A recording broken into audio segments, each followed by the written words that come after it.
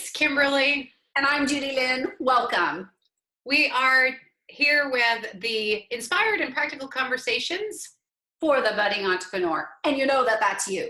Don't deny it.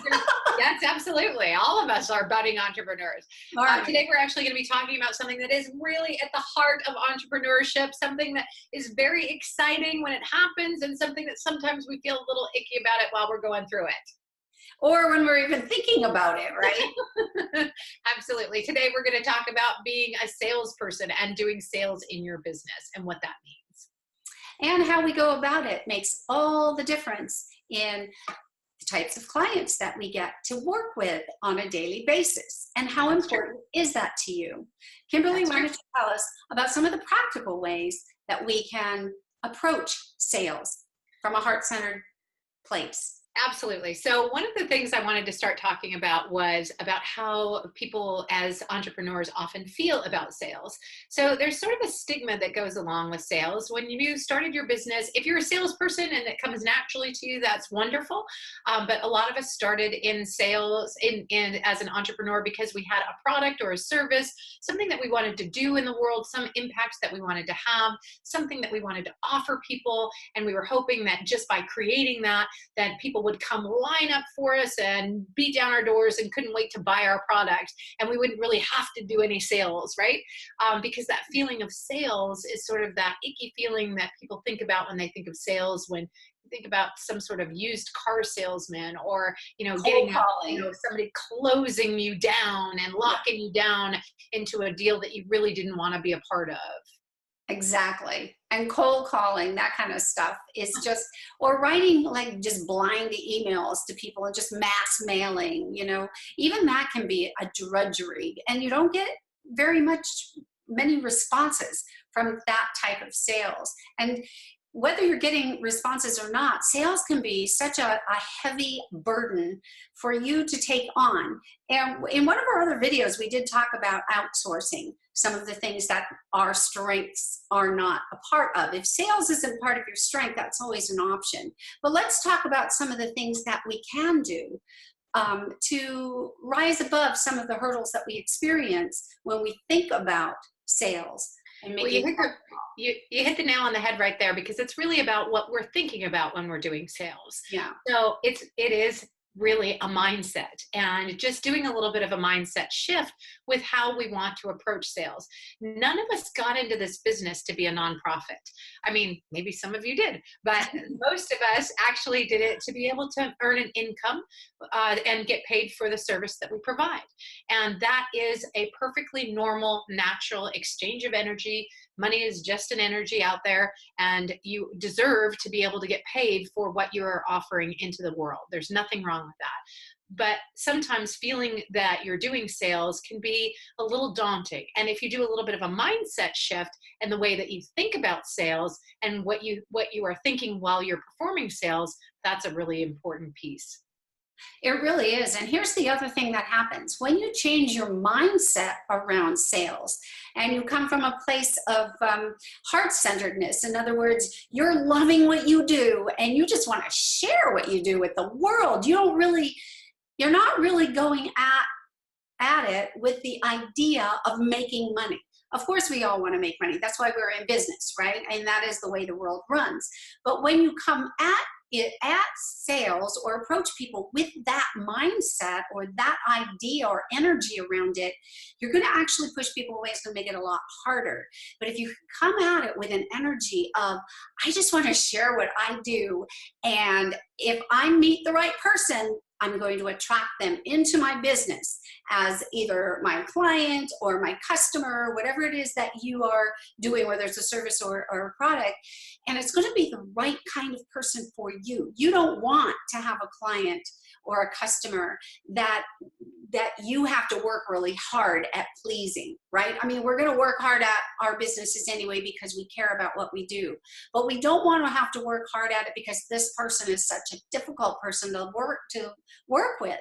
We want to attract the perfect client or customer for our business. And when we come at sales with that kind of an energy, those are the kind of people that we attract into our business, right, Kimberly? I agree. So you got to start with knowing who you want to attract and putting that energy out there that you are going to attract them. And then from a practical standpoint, you actually have to put some practices into place in which you can actually make that happen in real life, right? So by putting that mindset on and feeling like you are really not here to close a deal with a client who may or may not want your services, but really you're out there attracting people into your world that can benefit from your services, and letting them make that choice because it's the natural choice for them is a really good way to approach it. Now, in order to do that practically, you need to do two things. One is you need to set aside time specifically dedicated to this purpose in your calendar. I'm not kidding. Block a day in your calendar every week that you're just dedicating to promotion time, time where you are talking about your product or service, time where you're sharing that information with people. You can't just close your eyes and blindly hope that people are going to discover your website or hope that they just come flocking in your front door in order to buy your stuff. So set aside some time to go ahead and focus on that. If you have more orders than you can handle, one day a week is going to be fine with that. If you don't have more orders than you can handle, I would encourage you to do promotion for 2 days a week. And when you set aside that time, you want to make sure that you have tasks that are focused on actual promotion, not just color coding your files or serving customers that already exist, but bringing in new business to your entrepreneurship to be able to sustain and be able to drive new sales. That's right. And always doing that with an energy of serving from that position. I mean, you're selling, but you're not selling in the traditional sense, like a used car salesman would sell, right? You are actually more like sharing, but you're sharing with an intention of really being able to add value to that person's life, whether it's through the service or the product. And, you know, I can give you an example of what it looks like to actually put something out there promotionally in a non-salesy way. So when I first started my business, I had no idea what I was doing, but I started putting videos out because I really wanted to help people and share the knowledge that I had because I knew it could change their life. So I started putting videos out with an end call to action for them to sign up for a newsletter, get more videos, and actually lead them into coaching with me if we were a fit. But I wasn't worried about whether or not we would be a fit. I just simply put that video out with the intention of helping people. And as it turns out, I not only got clients, but I also have helped thousands of people across the world, over the internet, with these videos that never signed up to work with me, but it's very satisfying to know that I'm helping in that way, right? So sales is more than just wanting to make a buck.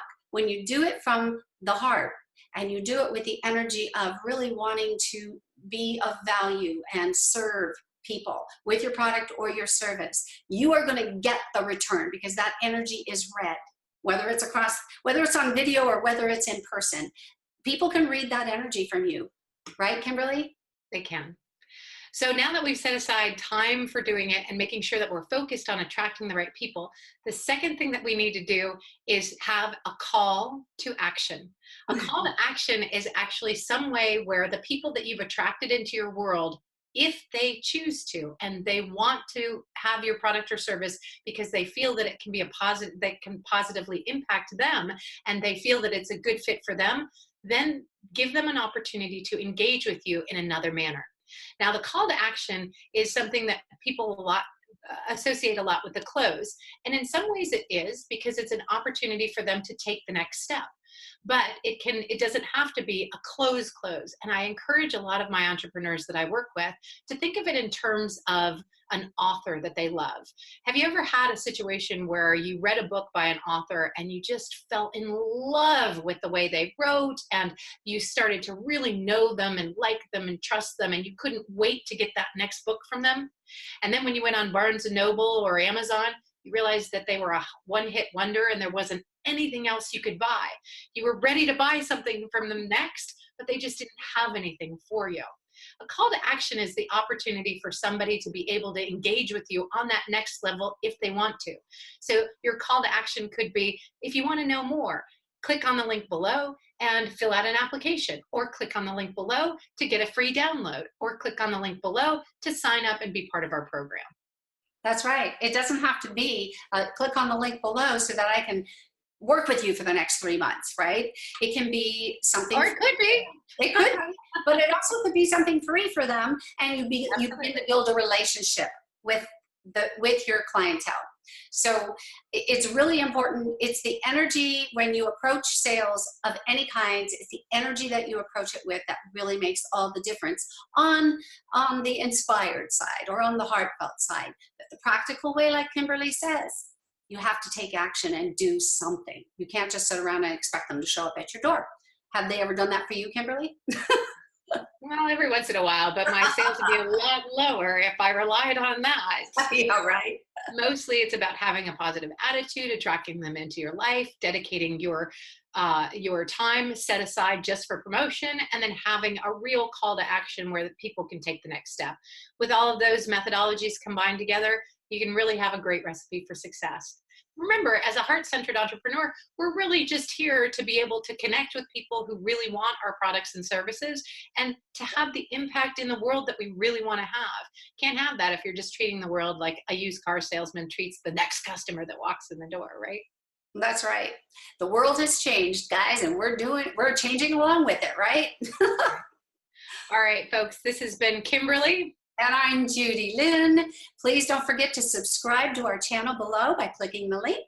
That's right. And if you click on the bell beside it, you'll get notified of every new video that we release. And you don't want to miss those, trust me. Okay, guys, have a great week. We'll see you soon. Thanks. Cheers.